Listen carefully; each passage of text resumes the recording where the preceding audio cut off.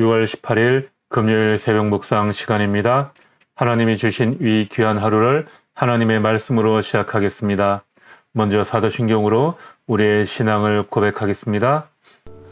나는 전능하신 아버지 하나님, 천지의 창조주를 믿습니다. 나는 그의 유일하신 아들, 우리 주 예수 그리스도를 믿습니다. 그는 성령으로 잉태되어 동정녀 마리아에게서 나시고 본디오 빌라도에게 고난을 받아 십자가에 못 박혀 죽으시고 장사된 지 사흘 만에 죽은 자 가운데서 다시 살아나셨으며 하늘에 오르시어 전능하신 아버지 하나님 우편에 앉아 계시다가 거기로부터 살아있는 자와 죽은 자를 심판하러 오십니다. 나는 성령을 믿으며 거룩한 공교회와 성도의 교제와 죄를 용서받는 것과 몸의 부활과 영생을 믿습니다. 아멘. 아모스 1장 1절 2절 누가의 목자 아모스가 전한 말이다. 그가 이스라엘에 일어난 일의 계시를 볼 무렵에 유다의 왕은 우시아이고 이스라엘의 왕은 요시아의 아들 여로보암이었다. 그가 계시를 본 것은 지진이 일어나기 2년 전이다. 아모스가 선포하였다. 주님께서 시온에서 부르짖으시며 예루살렘에서 큰 소리로 외치시니 목자의 초장이 시들고 갈멜산 꼭대기가 마른다. 아멘. 오늘과 내일 읽어야 할 말씀은 아모스 선지서입니다. 열왕기에서 아모스 선지서로 이야기가 넘어온 것은 아모스가 예언하던 시기가 바로 유다왕 우시아 또 이스라엘의 왕 요아스의 아들 여로보암 때이기입니다. 하나님께서 부르실 때 그는 양치는 목자였습니다. 그의 동네 드고아는 베들레헴에서 동남쪽으로 10km 정가량 떨어진 곳에 있는 아주 작은 마을입니다. 하나님은 그를 부르셔서 북이스라엘에 대한 메시지를 전달하도록 하십니다. 아모스는 무거운 짐 또는 부담감이라는 뜻을 가지고 있습니다. 그의 메시지는 그의 이름처럼 무거운 경고의 말씀입니다. 그는 유다 사람이지만 주로 베들에서 이스라엘을 향해 예언을 하였습니다. 아모스와 호세아는 동일한 대상과 주제의 메시지지만 내용은 정반대입니다. 호세아서는 하나님의 조건 없는 놀라운 사랑을 이야기하지만 아모스서는 하나님의 공의를 이야기합니다. 또한 아모스와 요엘은 동시대의 선지자로서 메시지의 내용과 형태가 비슷합니다. 책망과 경고의 말씀을 통해 그들의 잘못을 먼저 보여주어 상처를 드러낸 후에 하나님의 은혜의 약속을 통해 치료책을 제시합니다. 이 시기는 앞에서도 말씀드렸지만 남유다는 우시아가 북이스라엘은 여로보암이 다스리며 모두가 다 번성하던 때였습니다. 이 책의 기록 목적은 북이스라엘의 죄에 대한 엄숙한 경고를 하는 것입니다. 그들의 죄는 크게 5가지로 나눠 볼 수 있습니다. 첫째, 우상 숭배입니다. 둘째는 가난한 자를 억압하는 것입니다. 갈수록 빈부격차가 커지고 있는 게 당시 심각한 문제였습니다. 셋째는 지도자들의 불공정한 재판이었습니다. 사람들을 억울하게 압박하고 핍박하는 일이 아주 빈번했죠. 넷째는 초호합한 생활이었습니다. 권력자들이나 부자들은 자기들 위해서만 사치하고 방탕을 일삼았습니다. 다섯째, 불공정한 거래입니다. 뇌물을 주고받으면서 정직하지 못한 일들을 아주 많이 했습니다. 이런 5가지의 죄에 대해 하나님은 아모스를 통해 경고하십니다.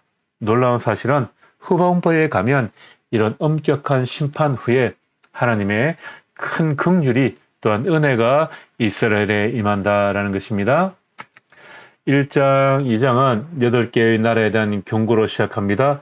유다와 이스라엘 두 왕국에 대한 경고와 또 주변에 6개의 나라에 대한 하나님의 심판이 있을 것이라고 경고를 합니다.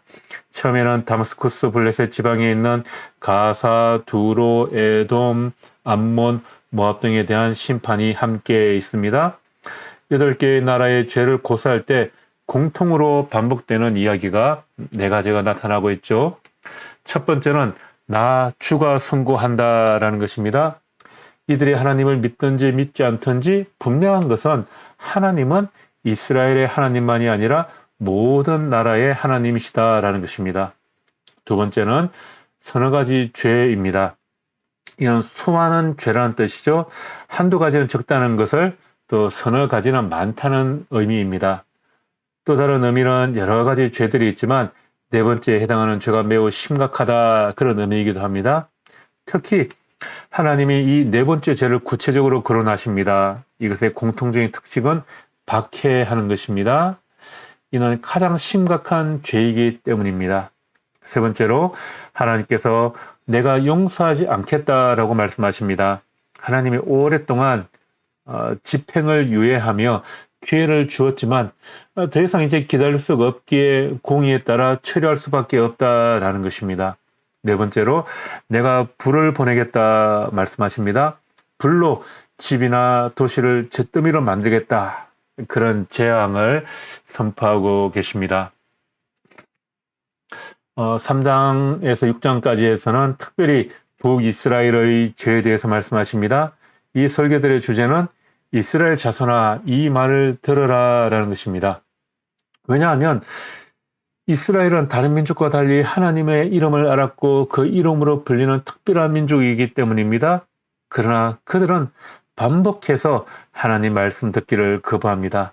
그래서 주님께서는 이스라엘 백성들에게 제발 내 말 좀 들어라, 이렇게 강조하고 계십니다. 7장에서 9장까지는 심판에 대한 5가지 환상을 보여주십니다. 여기서도 각 환상에 대한 공통점이 있습니다. 먼저는 주 하나님이 나에게 다음과 같은 것을 보여주셨다, 이렇게 시작을 하죠. 하나님은 그에게 현재의 상황과 미래의 일을 보이시고 앞으로 행하실 일도 미리 보여주십니다. 선지자의 역할은 경고하는 것 이외에도 중보 기도를 하는 것입니다. 경고의 메시지를 전달하는 것만이 아니라 중보 기도로 하나님 앞에 나아가는 것이죠. 만일 경고는 하지 않고 뒤에서 비방하거나 판단하거나 방관하거나 험담만 한다면 하나님은 더 이상 그를 메시지 전달자로 사용하지 않을 것입니다. 하나님은 아모스의 중보 기도를 들으시고 하나님의 뜻을 돌이키십니다. 첫 번째 환상은 메뚜기 떼의 심판입니다. 그렇지만 아모스의 간절한 중보 기도로 하나님은 이 심판을 하지 않기로 결정하십니다. 두 번째는 불로 온 땅을 심판하겠다고 말씀하셨지만 이 역시 아모스의 간절한 중보 기도로 뜻을 돌이키십니다. 세 번째는 다림줄 심판입니다. 하나님은 아모스에게 담이 올바로 세워졌는지를 측정하는 다림줄을 보여주십니다. 이것은 하나님의 말씀을 의미하죠. 하나님은 말씀으로 백성들의 삶을 측정하십니다. 그리고 무너뜨릴 것은 주저없이 무너뜨리겠다 말씀하십니다. 네 번째는 여름 과일 한 광주리 심판입니다. 무르익은 여름 과일이 당장은 좋지만 곧 썩게 되는 것을 보여주시면서 이스라엘이 심판받을 만큼 그렇게 썩었다라는 것을 보여주십니다. 다섯 번째, 성전 기둥이 부서지는 것을 통해서 이스라엘도 죄악으로 말미암아 곧 부서질 것이다, 이렇게 미리 경고의 말씀을 하십니다. 그러나 마지막 9장 11절에서 15절까지의 말씀에서 보면 하나님은 결국 이스라엘을 심판하신 이후에 이스라엘에게 회복의 축복을 주시겠다고 약속하십니다. 하나님은 아모스를 통하여 우리에게 공의와 공평을 행하시고 가난하고 환난당한 사람들을 돌아보라고 말씀하십니다. 오늘날도 아모스의 시대처럼 빈부격차, 공평과 정의의 문제가 넘쳐나고 있습니다. 아모스가 경고했던 그 모든 문제들이 현실에서도 똑같이 일어나고 있죠. 이러한 때 우리가 나라와 민족을 위해, 세계를 위해, 공평과 정의를 위해 더 열심히 중보 기도해야 할 것입니다. 오늘 아침을 시작하며 우리의 가정뿐만이 아니라 나 자신뿐만이 아니라 나라와 민족을 위해, 세계를 위해서도 함께 기도하며 하루를 시작할 수 있기를 바랍니다. 기도하겠습니다. 하나님, 주님의 가르침에 우리의 기쁨이 있습니다. 어느 시대나 빈부격차, 공정과 정의의 문제가 화두가 되고 있습니다. 우리나라를 기억하여 주시고 우리 그리스도인들이 먼저 이러한 문제를 위해 기도하게 하여 주십시오. 오늘 하루 우리의 직장과 삶의 자리에서 공정과 정의가 이루어지기를 원하며 예수님 이름으로 기도합니다. 아멘.